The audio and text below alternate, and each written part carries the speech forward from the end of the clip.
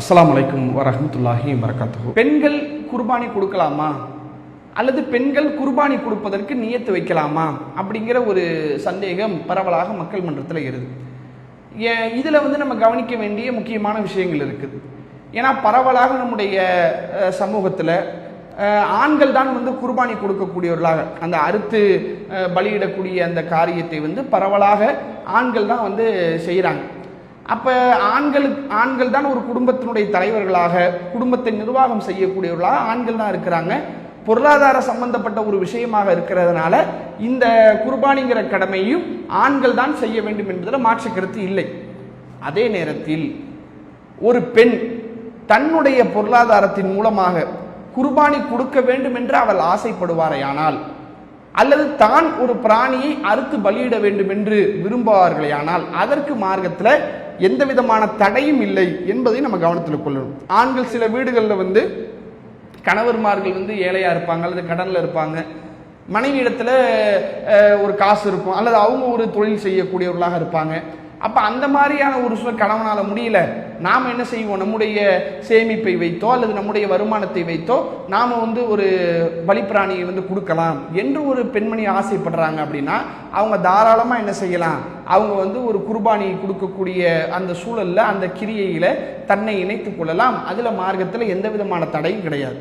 இன்னும் சொல்வதாக இருந்தால் நபிகள் நாயகம் ஸல்லல்லாஹு அலைஹி வஸல்லம் அன்னவருடைய காலகட்டத்தில் இது மாதிரி ஒரு சம்பவம் நடக்குது. சஹீஹ் புகாரியில் 5504 என்ற எண்ணிலே இடம்பெறக்கூடிய செய்தி. நபிகள் நாயகம் ஸல்லல்லாஹு அலைஹி வஸல்லமுடைய காலகட்டத்தில் அன்ன இம்ரஅத்தன் ஒரு பெண்மணி ஜபஹத் ஷாத்தன் பி ஹஜ்ரி கல்லை கொண்டு கூர்மையான கல்லை கொண்டு ஒரு ஆட்டை என்ன செய்கிறாங்கன்னா அவங்க அறுக்கிறாங்க. கூர்மையான கல்லை வைத்து ஒரு ஆட்டை ஒரு பெண்மணி என்ன செய்கிறாங்க, அறுக்கிறாங்க. ஃபஸ்இல நபிய ஸல்லல்லாஹு அலைஹி வஸல்லம் அன் தாலிக், இதை பற்றி நபிகள் நாயகம் ஸல்லல்லாஹு அலைஹி வஸல்லம் அன்னவரிடத்தில் கேட்கப்பட்டது. ஏன்னா ஒரு பெண்ணு ஆடை அறுக்கிறாங்க, இப்போ அந்த ஆட்டை நம்ம சாப்பிடலாமா, அது என்ன ஏது அப்படிங்கிற ஒரு விஷயத்தில் சஹாபாக்கள் ரசூலுல்லாஹ்விடத்தில் கேட்குறாங்க. அப்போ ஃபஅமர பி அக்லிஹா, அதை சாப்பிடுமாறு நபிகள் நாயகம் ஸல்லல்லாஹு அலைஹி வஸல்லம் அவர்கள் கட்டளையிட்டார்கள் என்கிற ஒரு செய்தியை நம்ம பார்க்குறோம். அப்போ அந்த பெண்மணி ஆடை அறுக்கிறாங்கன்னா அப்போ அதை சாப்பிடலாமா கூடாதாங்கிற மாதிரி ஒரு சந்தேகம் சஹாபாக்களுக்கு எழுகிறது. அப்போ ரசூலா என்ன பண்ணுறாங்க, அது பிரச்சனை இல்லைப்பா, தாராளமாக நீங்கள் சாப்பிடுங்க அப்படின்னு அல்லாஹ்வுடைய தூதர் அவங்க அனுமதி அளிக்கிறாங்க.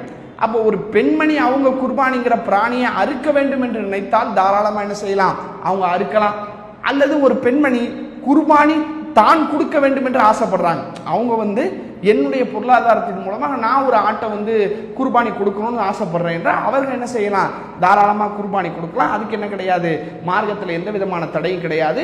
அப்படி கொடுக்கக்கூடியவங்க குர்பானி கொடுக்கக்கூடிய நபர்கள் பேண வேண்டிய அந்த சட்டத்தையும் அவங்க பேணணும். அவங்க நகத்தை வெட்டக்கூடாது, முடியை வெட்டக்கூடாது.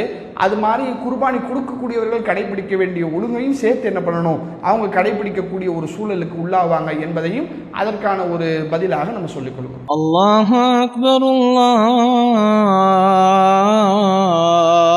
அக்பர்.